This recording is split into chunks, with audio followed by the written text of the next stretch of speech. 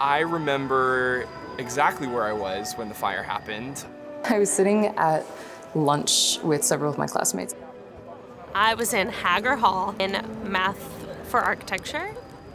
We were watching one of the TVs that had the news on, and we saw the fire and that Notre Dame was burning. We all were just glued to the TV. And I don't think I ever took my eyes off my phone the rest of the day until the fire was put out. I just remember it being a very emotionally stressful thing to watch. I think it's something that almost everyone in the world could connect on. There are very few monuments of that scale that can impact you on such an emotional level. You could definitely tell that a lot of the architecture students, architecture faculty, and just folks involved with the School of Architecture saw it as the death of a building.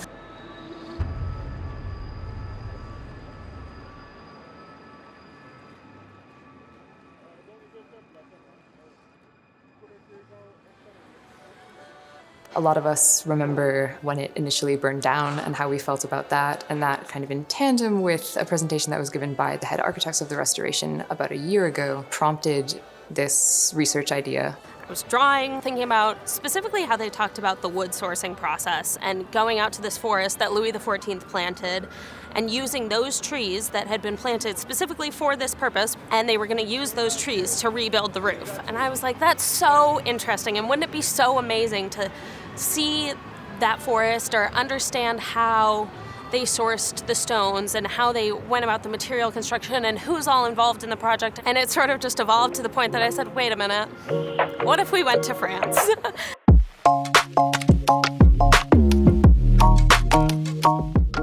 We took a team of students and professors to Paris to look at the restoration process of the Cathedral of Notre-Dame. So we went to just be on site, experience it, take a lot of photos, do on-site documentation. You can learn so much from books, and that is incredibly important, but being in the place, hearing the sounds, understanding how the people work, it helps you understand the buildings and it helps you understand the place.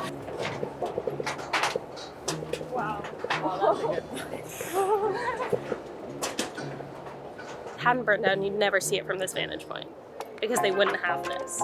This point of view is very impressive, and then the detailing of the little spirals that makes up the flying buttresses is very interesting. Frankly, I'm amazed that we're able to get this close to the structure in general, regardless of the restoration. It's fabulous that we're able to see it up close because there are so many different details. I didn't necessarily expect to have so close to be able to really look at for an extended period of time.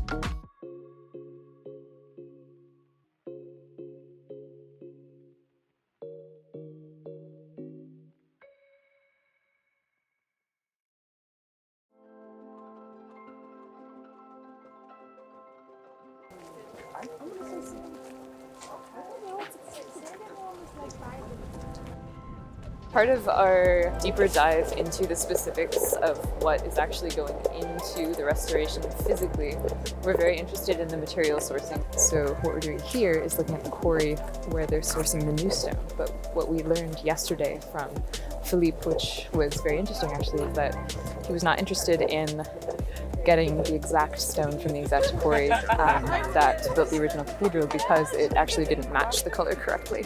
So he instead found this quarry instead and sourcing the stone to be more visually accurate to the cathedral instead of being the exact place of origin.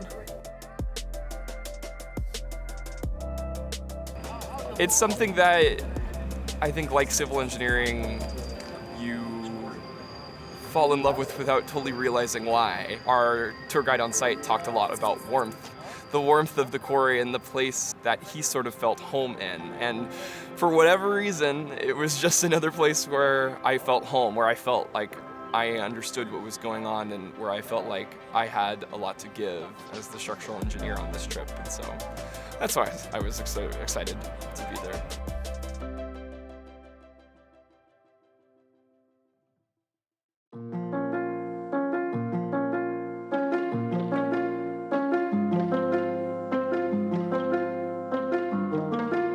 Every building has a different story. Some keep adding on and they change, as we can see with the Cathedral of Notre-Dame. To be a part of that story is something that I would say has been the biggest impact of this trip. We are going to be written in history with the building, and people will be walking into the cathedral and seeing these new stones that we've seen up close. We've seen where they come from. We've seen the birthplace of its renovation. So being able to learn from buildings up close is something that I cherish. I know that a lot of what we do here is very tied to the eventual decision in Paris to keep it exactly as it was, which is a value for not just traditional techniques and methods, but also the history that has been embedded in a building as it remains a part of a city for so long. Looking at historic buildings and the importance of restoration, the importance of just learning from the past, and especially the importance of restoring something to exactly what it was, is not necessarily a popular concept, especially at schools that are more focused on contemporary or modern design. So it is definitely a unique environment here that lends such a particular focus to reverence of the past and the ability to learn from buildings that are centuries old.